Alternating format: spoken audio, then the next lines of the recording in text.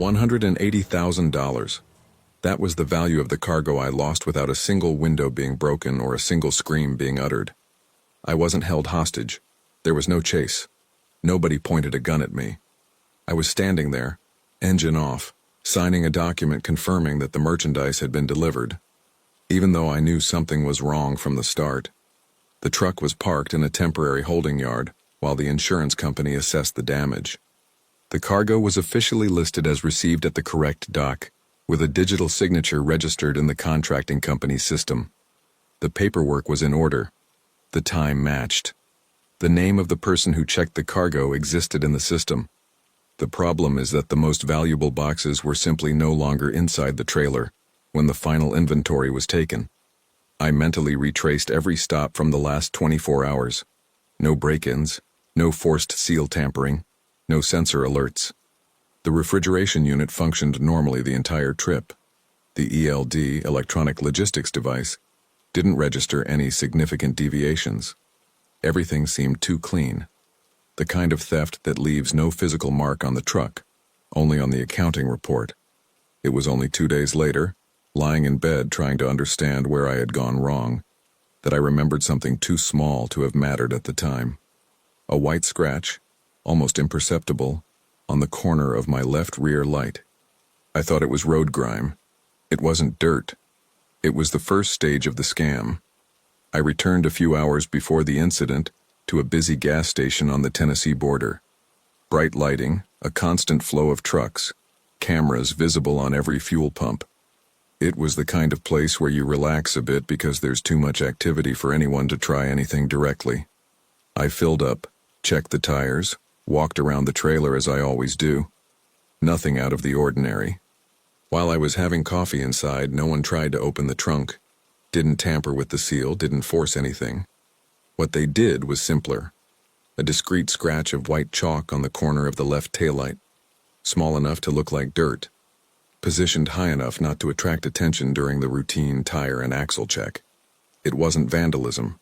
It was information. Organized crime on the routes in that region no longer needs signal blockers or violent intrusions. They use temporary physical markings.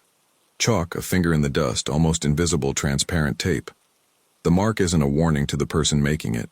It's a code for those who come after. It indicates the driver's profile, stopping pattern, type of cargo, or even the isolation of the sensor unit. I didn't see anyone touch the truck. I didn't feel anything different when I returned to the cab. The mark was there, discreet, waiting to be read by another trained eye. I thought it was road grime. I partially wiped it off with my hand, but didn't erase it all. Without knowing it, I had already been cataloged. About 10 kilometers after leaving the gas station, already on a less illuminated stretch of the highway, a dark sedan slowly pulled alongside my left. The passenger gestured insistently, pointing behind my trailer. I did what any driver would do. I slowed down a little to hear better.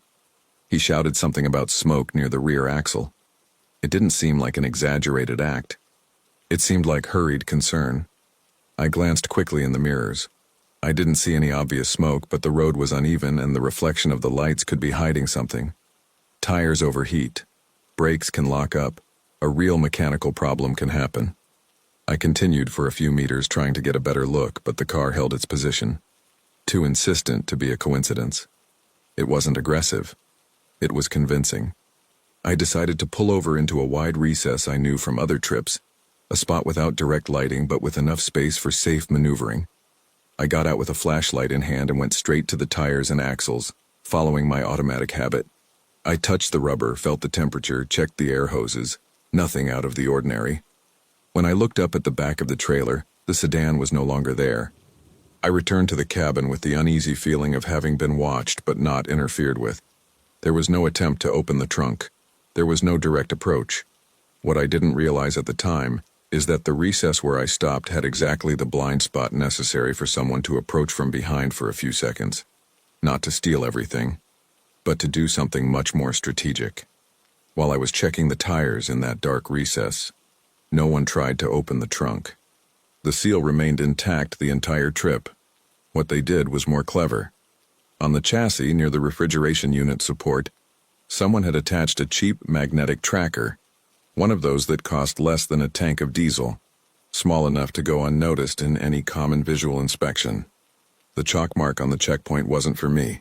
It was for the second group to know I was the right truck.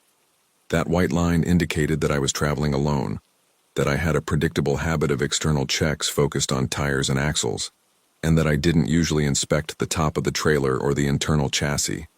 The pull-off where I stopped wasn't chosen by chance. It was chosen because it allowed for lateral approach without a camera or direct lighting. With the tracking device active, they no longer needed to follow me. They just had to wait. The system would show exactly where I would spend the night, or where I would unload. They didn't want the whole truck. They didn't want a confrontation. They wanted synchronization. They wanted to know where and when they could act within a seemingly legitimate environment. I continued my journey without noticing anything unusual. The load remained stable, the temperature correct, fuel consumption regular. The real change wasn't in the trailer. It was in the information now available to whoever was coordinating the scheme. I continued to believe I had only been the target of a possible false alarm about a low tire. In reality, I had already been integrated into a larger operation. I arrived at my destination on schedule. Large warehouse, seemingly organized operation, constant flow of trucks entering and leaving. Nothing out of the ordinary visually. A checker with a visible badge approached even before I had completely turned off the engine. He already knew my cargo number. He said there had been a slight change at the dock due to internal congestion. Dock changes happen. It's not uncommon. He directed me to a side area away from the main doors, claiming the team was speeding up unloading there for priority cargo. There was another truck positioned to create a partial visual barrier. The environment didn't seem improvised. It seemed part of the company's normal workflow. The seal was broken in front of me within the formal procedure. Document digitally signed, code scanned, superficial inspection of the first few rows. Nothing suggested irregularity. The unloading was too fast for the total volume, but the justification was the team's efficiency. I didn't monitor each box. I trusted the formality of the environment. Hours later, when the official inventory was cross-checked against the complete manifest, 4 high-value boxes were no longer there. The system recorded full delivery. The checker's name was there. The dock was registered. But the cameras in that area were temporarily under maintenance. The only thing that didn't appear in any report was the small white mark I had ignored on the flashlight 2 days earlier. Perfect. Now we can wrap things up with consequences and lessons, without excessive dramatization. Topic 6. What comes next? The tracker was found 3 days later, during a full inspection requested by the insurance company. Small, magnetic, attached in an area not part of the routine pre-trip check. There was no attempt at forced entry. There was no structural damage. Technically, I hadn't been robbed on the road. I had been driven to the right spot. The company that received the cargo existed. The loading dock existed. The checker wore a legitimate badge but was hired by a temporary third-party company that terminated its contract the following week. The dock change was recorded as an operational adjustment. Nothing in isolation was illegal enough to raise an immediate alarm. The scam worked because each step appeared to be part of a real system. They didn't need to block the signal. They didn't need to surrender. They didn't need to chase. They only needed temporary physical information, coordination, and patience. The chalk drawing was erased by the rain that same night. The sedan disappeared without a trace. The tracker cost less than a day's parking. The loss was almost $200,000. Since then, I no longer just look at tires and seals. I look at taillights, the roof of the cargo box, the internal chassis. What cost me dearly wasn't violence. It was predictability. And it all started with something I could have wiped away with a wet cloth before even leaving the gas station. For this channel to continue growing and for me to always bring the best reports, subscribe now and leave your like. This really helps the channel. Feel free to leave a comment. Where are you hearing this story from, and what time is it there now? I want to know who's on the road with me. Some things only start to make sense when you're lying there 2 days later, trying to understand why something seemed wrong. I was pulled over by an unmarked SUV on an empty stretch of Wyoming. It seemed like a normal inspection at first. Lights on the rearview mirror, shoulder of the road, standard procedure. But the way that man looked at my trailer wasn't the way he was looking for something wrong. He didn't want paperwork. He didn't want a fine. He was waiting for me to make a decision. A simple gesture. And if I had done it, the cargo wouldn't have reached its destination. The distance he kept wasn't the standard for a highway patrol car. He stayed a few meters further than usual, as if he didn't want immediate proximity to the rear of the truck.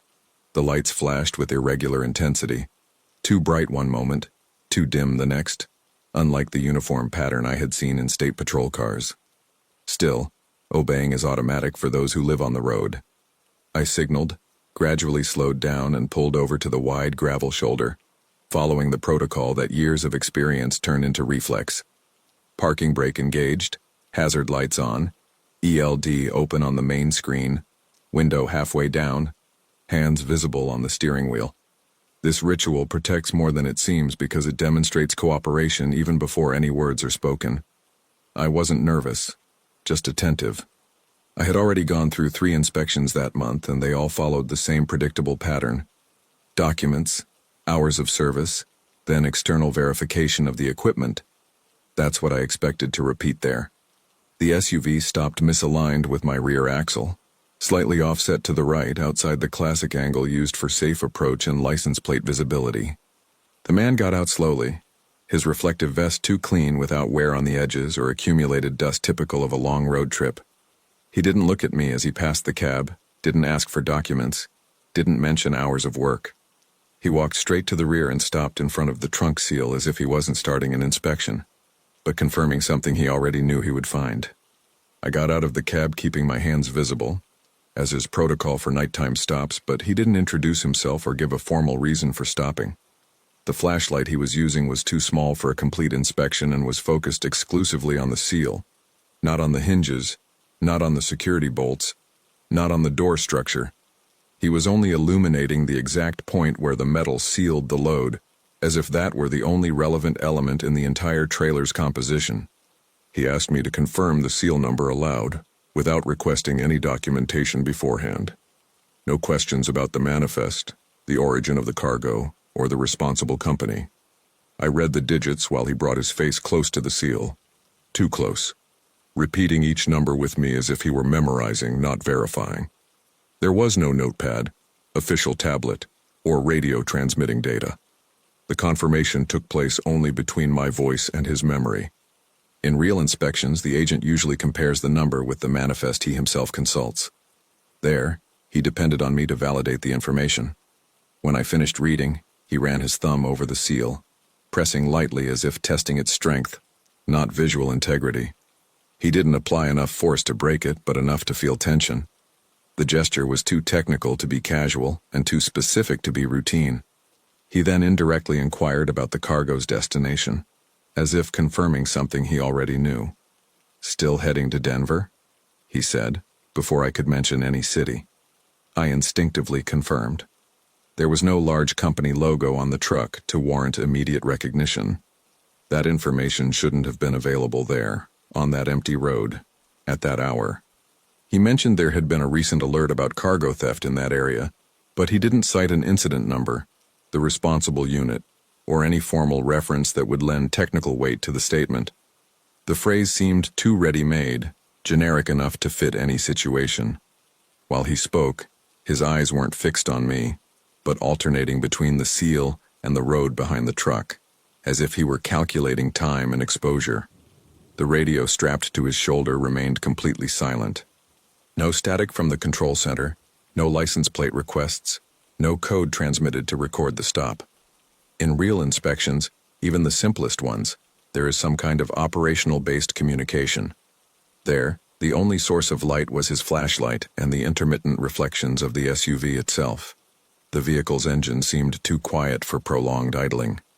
He took 2 steps back and said he needed to confirm the internal integrity of the cargo, citing the recent alert. The request was made casually, but without any mention of an official protocol, report number, or formal authorization to break the seal outside the loading dock. Opening the cargo container on the shoulder is not a common procedure without specific documentation, especially on an alternative route and outside the main corridor. I asked if he wanted me to break the seal right there. He said yes, but kept his distance, observing my reaction more than the equipment. He didn't position himself near the rear doors as someone who was actually going to conduct a physical inspection would. He stayed a few steps behind, as if expecting the driver to perform the irreversible part of the process alone. I knew that breaking the seal outside of an authorized dock automatically creates a record in the company's system. Even if the inspection is legitimate, the initial responsibility falls on the driver until the report is formalized. There on that empty road there was no official tablet, incident number, or any record being initiated. If I broke the seal, it would be my word against the lack of documentation. I said that first I would need to notify dispatch to register the extraordinary opening. I spoke in a technical, neutral way as if I were just following an internal manual. He didn't respond immediately. The silence that followed was different from the silence of the road. It was a calculated silence. For the first time he looked directly at me, assessing not the workload but the limits of my cooperation. He asked if I was refusing to cooperate with an official inspection. The question wasn't aggressive, but it carried enough implication to turn prudence into insubordination. If he was legitimate, questioning could lead to a negative report. If not, cooperating too much could pave the way for something bigger. The trap lay precisely in that gray area. He didn't approach the trunk, didn't request backup, didn't issue a direct order. He simply stood there for a few seconds longer than usual, as if waiting for the weight of authority to decide for me. The road remained deserted. No headlights appeared on the horizon. No witnesses emerged to turn it into an official scene. I repeated that I needed to register the opening before any seal was broken. It wasn't a challenge. It wasn't a confrontation. It was pure protocol. He kept his gaze fixed for a few seconds that seemed too long to be natural, as if he were assessing whether it was worth insisting or recalculating. His posture changed slightly. His shoulders were no longer relaxed, and the hand that had previously held the flashlight slowly descended to belt level. He didn't argue. He didn't demand anything. He didn't mention any penalty. He simply turned his body toward the SUV with a movement too controlled to be spontaneous. The lights continued flashing, but now they seemed more artificial than official. No radio call was made. No number was noted. No license plate was recorded aloud. The approach simply ceased to exist formally. When he got into the vehicle, there was no rush. The SUV remained stationary for a few more seconds, the engine still too quiet for a police car idling. Then the hazard lights switched off all at once, without a gradual transition. The vehicle slowly pulled away, resuming its journey down the road as if it had never stopped me. I stood on the shoulder of the road longer than necessary, not out of immediate fear, but to reorganize what had happened. If it had been a real inspection, there would have been some kind of record. If it had been a legitimate approach, I would have had an identification number. What remained was only the memory of the inverted order, the exclusive focus on the seal, and the clear attempt to make me break the only evidence of the cargo's integrity. I called dispatch while still on the shoulder of the road, and reported the incident with as much technical detail as possible. I asked if there was any authorized mobile operation on that secondary route. The answer was straightforward. No registered units, no active alerts in that area that morning. They asked for a description of the vehicle, a white SUV with no visible side markings, non-standard emergency lights. The call ended without an alarm, but with clear instructions not to break the seal outside of a controlled environment. 2 days later, already in another state, I received an internal company message reporting a similar incident on that same road. Another driver had been stopped by a vehicle with similar characteristics. Same focus on the seal. Same request for immediate opening under the vague justification of a regional violation. He broke the seal before notifying headquarters. The cargo wasn't taken there immediately. It was partially diverted hours later during an unsupervised stop. No violence, no confrontation, no pursuit. Just a procedure that deviated from the norm. The broken seal legitimized the subsequent chain of events. When there is a record of an opening outside the dock, the initial responsibility is no longer questioned in the same way. Vulnerability begins with the technical detail, not the direct assault. The road doesn't need weapons when it has a poorly directed protocol. Today, when I see lights in my rearview mirror on an isolated stretch of road, I don't first think about a fine. I think about the order of the questions. I think about who checks the documents before the seal is applied. I think about who registers before requesting the seal be broken. That night there was no visible crime, but there was a clear intention. It wasn't an inspection. It was an attempt to make me remove the only barrier that prevented the cargo from ceasing to be my responsibility and becoming merely an opportunity. You know that feeling of entering an empty place and still feeling like you're not alone? I was crossing Kansas on a straight stretch that was too long to have any surprises when I started to notice the steering wheel pulling slightly to the left. It wasn't anything abrupt. It was just a subtle tilt about 2 degrees. But anyone who drives the same truck every day learns to feel even the slightest difference in weight. The dashboard showed no signs of life. Tire pressure was within normal limits. Temperature was normal. Fuel consumption was stable. I know my setup well enough to recognize crosswinds or uneven road surfaces. That wasn't a road. It was load behavior. And it didn't match what I had signed in the manifest a few hours earlier. I started doing automatic mental calculations like every driver does without realizing it. Weight distribution, pallet position, driven axle. Nothing justified that slight constant compression in the left suspension. It wasn't enough to trigger an alert on a regular scale, but it was enough to bother someone paying attention. It was there, still at 80 km/h, that the sensation ceased to be technical and became instinct. It didn't seem like a mechanical failure. It seemed like a presence, as if there was something there that wasn't on the drawing board, occupying space that I hadn't authorized it to occupy. The shipping cost was too good to refuse. It was almost double the average for that route, and payment was guaranteed even before I left the yard. The logistics company had a professional website, an address in a prime area, and a representative who spoke with too much precision to seem improvised. Everything conveyed stability, perhaps too much stability. The collection took place in a clean, organized warehouse with an air-conditioned reception area and digital signature via a modern tablet. No crumpled paper or makeshift loading dock. Even so, when they handed me the printed manifest as a backup copy, I noticed a small detail: the strong smell of freshly printed ink. It wasn't excessive. It just stood out from the rest of the operation. While waiting for loading, I noticed there was no clear fleet identification in the yard, just trucks coming and going without a defined visual pattern.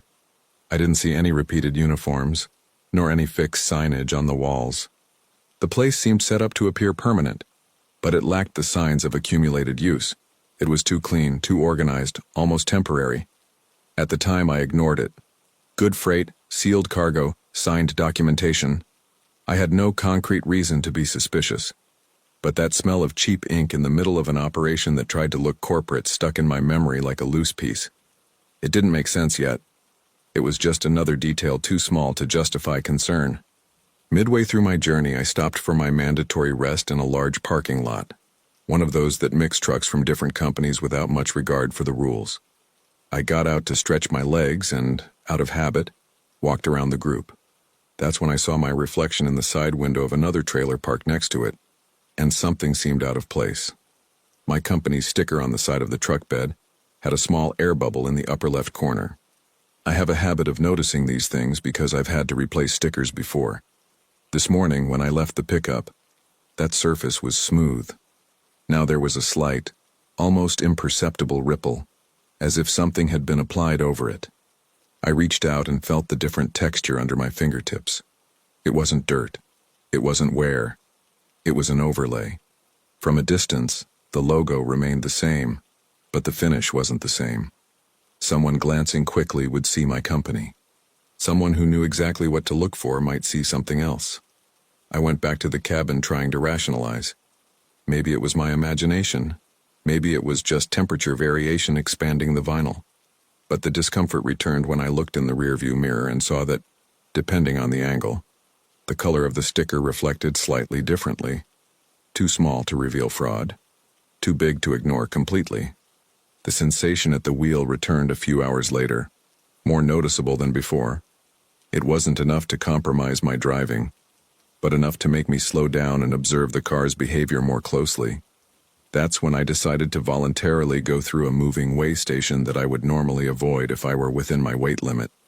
I needed the number, not the feeling. The digital display showed just over 500 pounds more than what was on the manifest. It wasn't a glaring excess, but it was a real difference. The kind of variation that could be explained by a dock error, or something that wasn't listed. The agent let me through without question, because I was still within the acceptable margin. But that number stuck in my mind. When I got back on the road, I noticed a black car stopped a few kilometers past the way station, parked in an unofficial pull-off area. It hadn't been there before. As I passed, I felt the driver had been watching the truck for too long. There was no immediate pursuit, just strategic loitering. It was at that moment that the mosaic began to take shape. The freight was too perfect. The smell of ink on the manifest, the bubble in the sticker, the extra weight that wasn't on the paper, and a vehicle waiting just past the point where any irregularity would have been officially detected. I still didn't know what I was transporting, but I already knew I wasn't alone on that route. I pulled off the highway at the first well-lit area I found and parked in a spot where the cameras were visible. It wasn't paranoia. It was calculation. If I was wrong, I'd lose a few minutes. If I was right, I needed to be in a place where any movement would be recorded. I got out with a flashlight and started inspecting more than I normally do. I climbed onto the side of the trailer using the spare tire carrier to reach the top edge. That's where I saw the first detail that couldn't be ignored. Screws on the false roof with recent wrench marks. They weren't damaged, just shinier than the rest of the structure. This wasn't part of routine maintenance on a sealed cargo vehicle. I went down and went to the inner chassis near the refrigeration unit. Among cables and supports, there was a package wrapped in insulating material, secured with cable ties that were too new to have been there for very long. I didn't need to open it to understand that it wasn't listed on the manifest. I hadn't loaded it. I hadn't authorized it. At that moment, I understood the different weight, the tilt, the excessive care taken in collecting the goods, the altered sticker. It wasn't about stealing my cargo. It was about using my clean record, my predictable route, and my regular truck to cross a state with something that would never pass inspection if it were in a suspicious vehicle. I wasn't the target. I was the transport. I didn't touch the package. I didn't try to remove anything. I went back to the cabin and called the State Highway Patrol directly, explaining exactly what I had found and where I was parked. I didn't use the word drugs. I didn't make assumptions. I only reported weight discrepancy, unauthorized structural modification, and foreign material attached to the chassis. I needed the record to begin before any alternative narrative could be constructed. The minutes until the police car arrived seemed longer than any stretch of the highway.